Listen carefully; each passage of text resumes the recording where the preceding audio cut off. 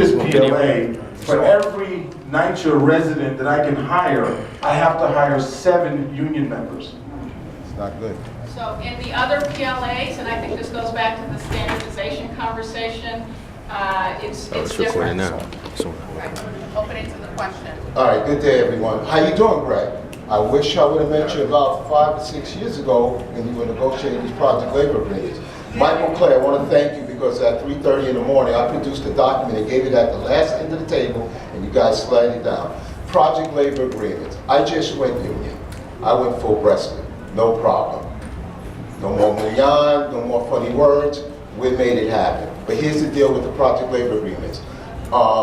I don't want to be disrespectful, but I think the Department of Labor, who is has justification over any project labor agreement, any collective bargaining agreement, I think you guys need to be doing that because I don't think anybody on this panel is a collective bargaining attorney. Here's my issues. The first man in, or the second man in. Greg, what is Gary, excuse me, what is the issue with the union I have 5 men. I go on a PLA. None of my men can work. That's crazy. That's illegal. The next point. I'm going to run a little So I'd be careful with the illegal because nothing in the PLAs are illegal. Well, that's what you say. But that's Well, I okay. think that's Well, I don't what want to the debate it. said. I don't want to debate it. But ladies, I don't want to debate it either, but Okay. you know, I got to tell you the truth. You know, all I'm hearing is how terrible these PLAs, but I tell you, PLAs have really brought a lot of success for all the players in the PLAs, through the SCA. You know, in the unionized construction industry, one of the things that we are hopeful is that project labor agreements will actually grow competition for the marketplace. You just became a full union signatory. no. Okay, I got your point. Now here's the I didn't finish. All right. So, you know, the idea that you know the PLAs are hard to understand or you know or in the way of HUD, I disagree completely. And I think to Maya's point, if there are struggles for MWBE contractors, which I know that there are, I think there needs to be a more transparent way to work with them through the agencies, and I know the city is trying to do that. I know the SCA has a tremendous program over there. I know DASNY is really working on that.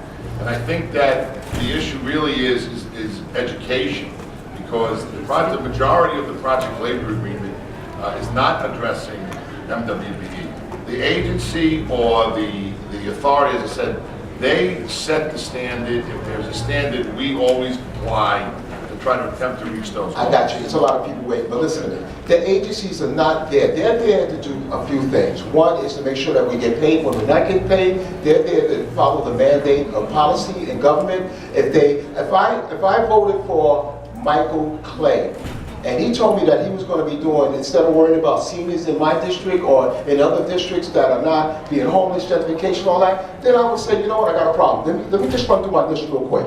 I'm worried about the first man in. There's no problem with having the first guy work from a minority company because you're going to get the benefits. The benefits of so whoever's working on this project will get, the union will get that money. The second point, Michael Clay, we talked last night late. You're telling me right now in front of all these beautiful people that somebody's got a document that shows wages. One of my employees, he paid $12,000 into the union. If he doesn't work 5 years or 1,000 hours, that money he does not get. Mike, you just stated that you put in your project labor agreement that will no longer be the case. Wait a minute, don't answer yet. The next thing, ladies and gentlemen, give me a minute, I came far. I'm talking about the training that you just mentioned. You should not be putting out no PLAs where that the unions are not being full disclosure of the documentation that we have to fill out, the reports. I got 5 different reports hitting me. The next thing in that document that I gave you, I want to eradicate the fines. If a minority contractor is on a project labor agreement, your contractor does not pay me in 5 months. You start banging me with these fines, that's because you know it, I owe you $30,000, I'm out of business. That's the next thing. Somebody yield me the time. Give me a minute. You were the one that invited me to come here. You said, Reggie, you gotta be here, so I'm here. The next thing, hold on.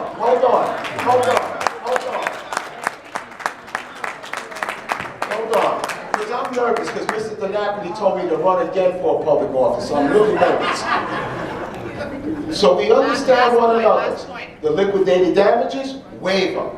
Give back that money, the pension, the annuity, you stated. Don't answer. The next thing is the training. Don't even tell me that you're going to put out a project labor agreement without training. And ma'am, we met in a funny, different, unusual way. But when your mother was a contractor, as you mentioned, she didn't have PLAs.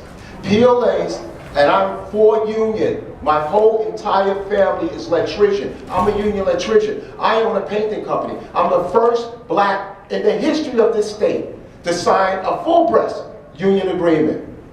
And I worked hard. And I had a painter that you know what painter. But I didn't kick him off, and I stuck it out.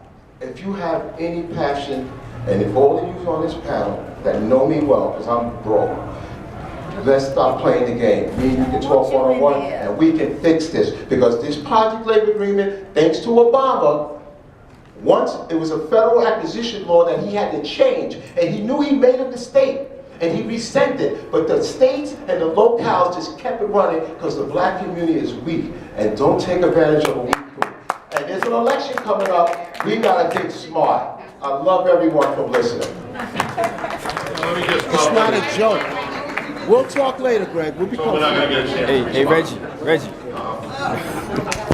I've never been on a panel where questions have been asked, just think as maybe you don't get a chance to respond, but I'll note that, okay? You're going to respond.